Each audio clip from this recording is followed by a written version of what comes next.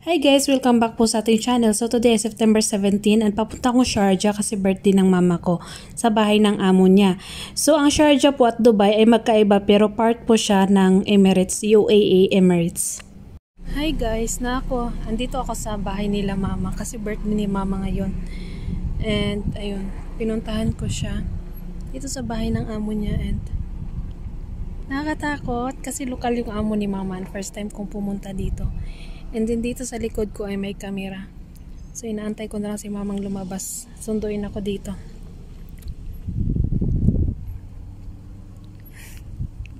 Dito pala ako sa Sharjah. Ang pamasahe ko sa Carliff ay 65. Andiyan na si mama. May damay ko. Mama. Studios ma, happy birthday. Hi, happy birthday to me.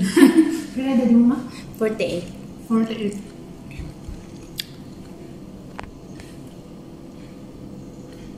So, ito guys, ang kwarto nila mama. Ay, ano? Wag daw, konti lang.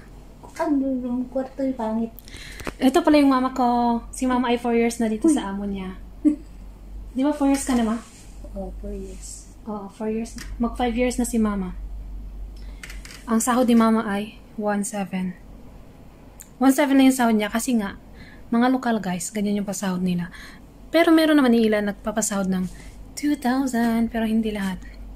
Oras pala ngayon ay alas 5. Size. Oh, alas 6 na pala and then uuwi ako ng mga 9 or 8.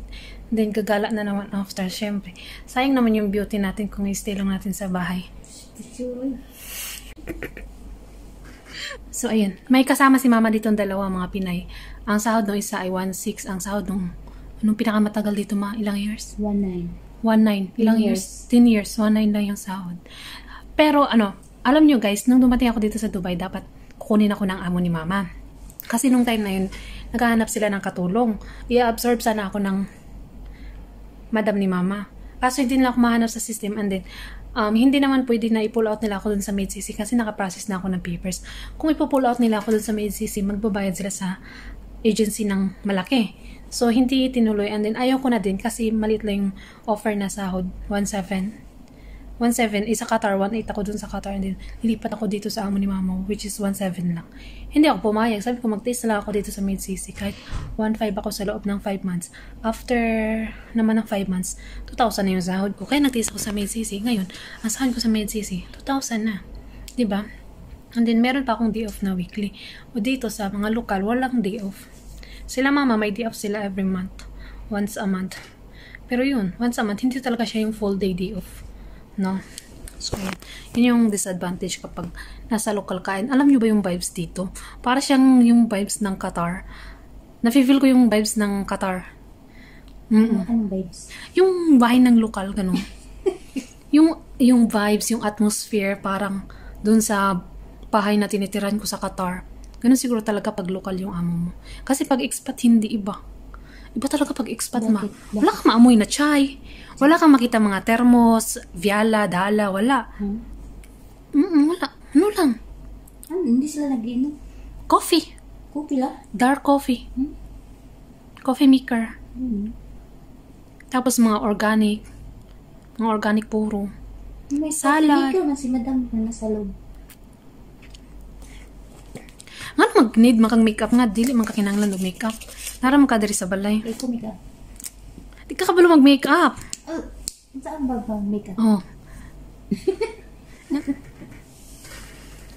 Magbutang kagkuan. Kilay. Agoy, wakoy kilay. Oo, bito kay kilay. Saan ba kilay? Ay, kung maulaw ta. Di, huwag mo kay kilay sa una. Ni anam lang ni siya kabaga ba nga. Sige na ako siya shave. Sige na ako siya kanang. Pero nipis pa ganit ni siya ha. Baga pa tabi kilay. Di baga dili man yung una niyang kilay sa una. Hindi unsa man. Ay, pero kanigikulayan ni nako ma. Lagi kulayan. Dili harata. Dili. Dapat magkuan ka kanang magtuon ka kanang flacking ba? Flacking. Sa flacking. Magbunot ba? Sakit man. Mogay magtuon anad-anad gani ka. Tapos mag blush on Nag-blush on ako, pero di na siya halata. Halata, nag-blush on ko. Sa blush on. Blush! Tapos, mascara. Sa mascara. Pagkilay ba? Ay, di ba halata mo ang pilok? Okay, kanang kuan man. Nipis raman niya. Pangit sa itong mascara nga akong gipalit.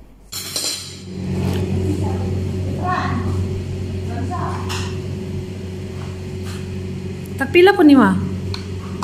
118. Hey guys, paalis na ako. Time check ay 9:15. And parating na yung aking sundo, yung friend ko, kagala kami. Hinom lang ng konting Red Horse. Sila mama, tapos na sila sa trabaho nila. And then, ito pala. Ewan ko kung nasabi ko na kanina. Bigyan ako ng gift ng amo ni madam. Amo ni madam? Amo ni mama, madam ni mama. Givenchy. Na para siyang makeup bag. Tag-iisa kami ni mama kasi birthday niya tapos sa akin daw. And then, ayun, tinignan niya lang kami dyan sa kusina. And then, yung anak ni madam sabi niya, gusto niya daw ako makita. Kaya, ayun, yung maliit na bata, shinake hands ko. Sabi ko, hi, what's your name? Hindi ko alam kung ba't ko siya shinake hands. Nahiya tuloy ako. Then, ayun, bye na mama. Bye. Alis na ako.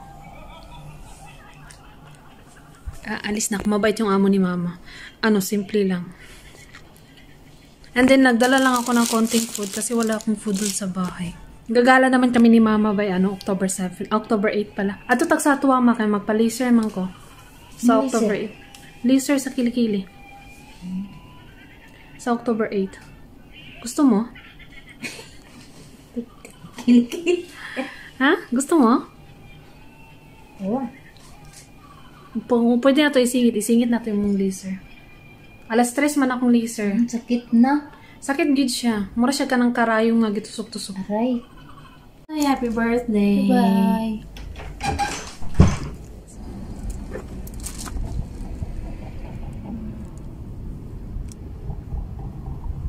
Where are you? Yung sundo, guys, wala pa. Asa na yung maniho? Si Kabir. Si Kabir lang yung sundo sa akin. Yung friend ko. Ito yung bahay nila, mama. Ang laki. Ang galing gardener, mag-video. Ang laki ng bahay nila. Asa na ba yung maniho eh? Tapos, ito dito, mga kapitbahay nila ang lalaki. Desierto. Tsaka ang lungkot dito, hindi ko kaya. Jamia. Ay, may Jamia. Nakita ko nga Jamia. Ang lungkot dito guys, hindi ko kaya magstay dito. Para siyang Qatar. Gusto ko dun sa Dubai talaga. Kasi ang lungkot, wala man lang ka-building-building. Puro villa yung makikita mo.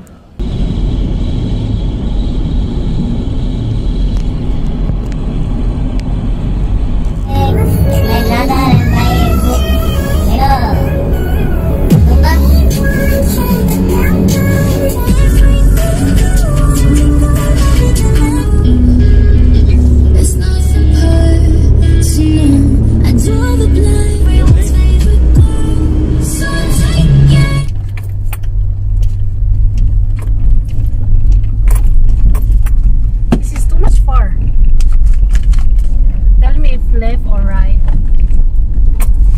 Slow, ito much slow. I need fast. I will put ito 20.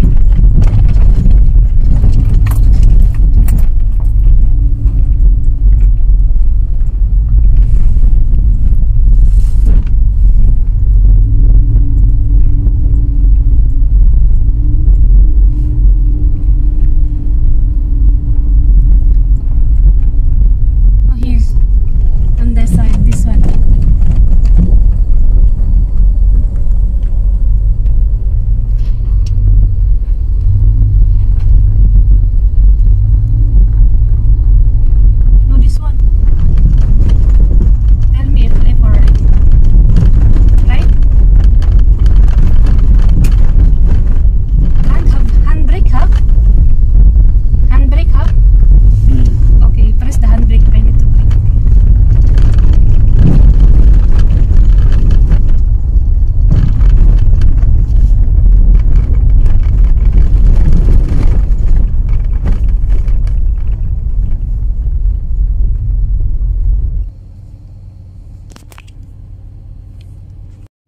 Guys, grabe. Galing kaming Love Lake. Nakauwas ako ng isang bottle ng Red Horse. Isang botelya lang naman. And ngayon, nandito kami sa isang groceryan kasi wala kaming location. Hindi, idadrop kasi niya ako sa bahay ko. So, hindi kami makauwi kasi nga wala kaming location. Hindi ko alam kung anong ginagawa. Nag-charge ata siya. And then, yung pinakita ko sa inyo yung ID, meron na namang checking. So, ayun, nakakaba kasi meron pa kaming 2 bottle ng Red Horse dito sa bag ko. Tinakpan ko lang ng mga damit.